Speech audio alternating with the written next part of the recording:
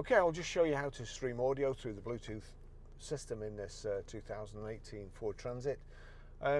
So the phone is already paired to the vehicle. So if we now go to music, click music there, there's a record playing.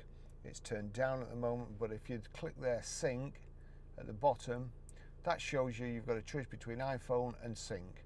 So there's a tick next to sync. That means anything that plays on this phone, any audio from a YouTube video, from Spotify, from Amazon Prime Music, and from iTunes, so long as this is set right or the correct buttons are clicked, then it will play. So it's playing, we go to the music, over to the system, and you've got your auxiliary button here, 4 buttons down, auxiliary. Again, I'm going to turn this down. I just have to wait for the screen to go back, click auxiliary.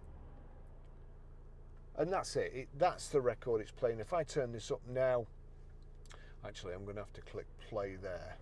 But if I turn this up now, that music on my phone will be playing through these speakers. So we'll turn this up, and then I'll turn this up quickly. So that's it. That's how you do it.